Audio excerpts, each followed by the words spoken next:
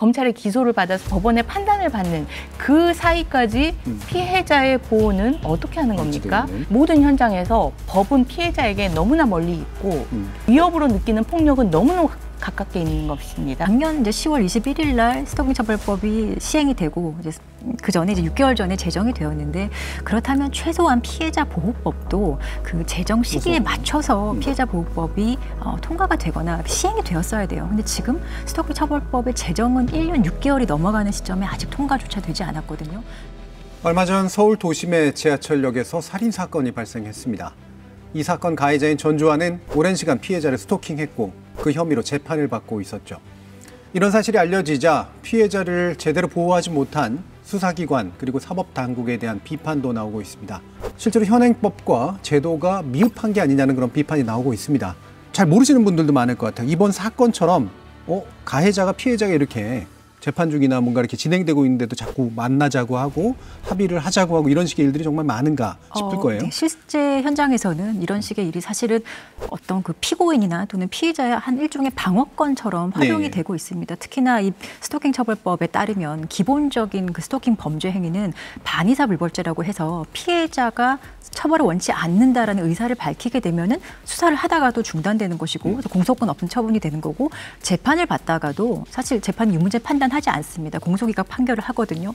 그렇기 때문에 이 가해자들 입장에서는 수사를 받든 재판을 받든 어떤 방식으로든 피해자의 그 처벌 불원의 의사를 받아내는 게 사실 가장 이 사건을 쉽게 해결할 수 있는 최선의 방법이거든요. 그런 식으로 피해자에게 접근하고 또 합의를 종용하고, 이런 반의사 불벌죄의 이 조항 문제 때문에 현실에서는 정말 많이 일어나고 있고, 실제 피해자들이 이제 사건을 제대로 해결하고자 경찰에 신고한 이후 이런 그 가해자들의 어떤 합의 종용 또는 합의에 대한 협박, 이런 걸로 가장 이제 고통받는 것이 일반적인 스토킹 피해자들이 처해 있는 현실이라고 볼 수 있습니다. 이 처벌에 관한 특례법을 제정할 당시만 해도 이 스토킹 사건, 스토킹 행위, 이 스토킹 범죄 에 대한 인식이 좀 불철저했던 것 같습니다. 잘못된 인식이 그거지 않습니까?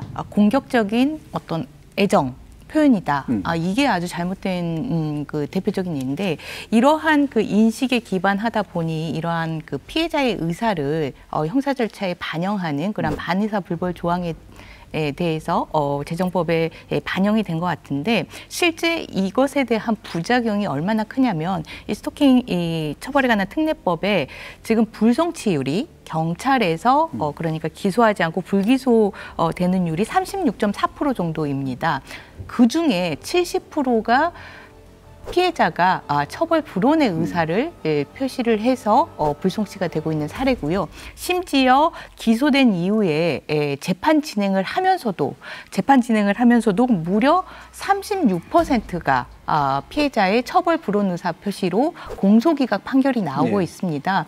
스토킹 사건에 대해서 이렇게 피해자의 처벌 불원의 의사 표시가 그만큼 높다라는 것은 피해자에게 정말 가해자가 집요하게 이 합의를 종용하는, 합의를 요구하는 행위들이 계속되고 있다라는 사실을 알고 있는데, 2차 피해가 상당하게 심각하게 진행되고 있다라는 사실을 알 수 있습니다. 그럼 이제 구속은 안 시킨다고 하더라도 이제 구속에 준하는 어떤 다른 보호 조치들이 중간지대에 좀 있어야 되는데, 현재는 뭐 접근 차단이라든가 뭐 이런 식의 것들을 작동시킬 수는 없는 건가요? 지금 현재 우리나라의 이 스토킹 사건뿐만 아니라 가정폭력 사건, 아동 학대 사건, 모든 사건에 있어서 이 현장에서의 즉시 제재에 대한 이 조치가 전혀 없는 그런 상황입니다. 그러니까 명문으로 접근 금지, 그리고 전자연락 금지, 이런 부분들은 되어 있어요. 그런데 문제는 이걸 어겼을 때 아닙니까? 어겼을 때 또 피해자에 대한 보호가 필요한 것이고, 근데 어겼을 때의 규정이 없는 거예요. 이를 어겼을 때 법은 과태료 사안이거나 아니면 형벌 사안이라고 하더라도 검찰의 기소를 받아서 법원의 판단을 받는 그 사이까지 피해자의 보호는 어떻게 하는 겁니까?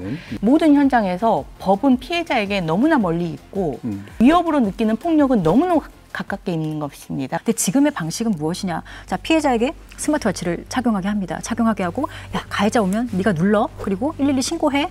그리고 피해자에게 요구하는 게 너무 많습니다. 심지어 가해자가 접근했어요라고 연락을 하니까 그럼 가해자랑 같이 있는 사진을 한번 보내보세요. 이런 식으로 피해자에게 끊임없이 이 가해자의 접근이라든지 스토킹의 상황을 입증하도록 피해자가 해야 될 일이 너무 많은 거예요. 근데 피해자들은 스토킹 피해 받는 것만으로도 이미 너무 고통스러운 상황인데 이런 형사 절차에 지속적으로 협조를 해야 되는 그런 상황이기 때문에 정말로 가해자들이 피해자에게 접근하면 그것이 그 정보가 바로 경찰이 확인할 수 있는 방식으로 가야 되는 거예요. 지금은 모든 것을 피해자에게 맡기고 있습니다. 네. 스마트워치 안 누르면 안 되는 방식이잖아요. 네.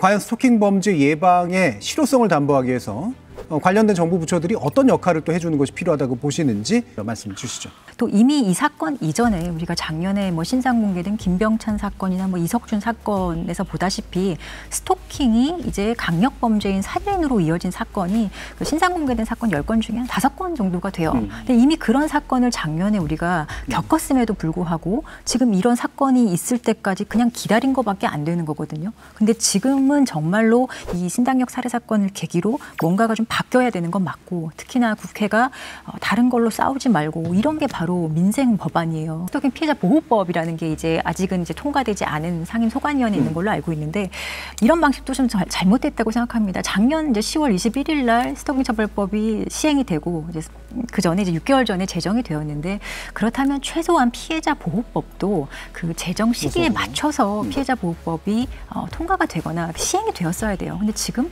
스토킹 처벌법의 제정은 1년 6개월이 넘어가는 시점에 아직 통과조차 되지 않았거든요. 보호법이 무엇을 담아야 되는지도 중요하지만 보호법이 지금 없는 상태 이거에 대해서도 우리가 좀 관심을 가져야 되고 문제라고 인식을 해야 되는 거라고 생각합니다.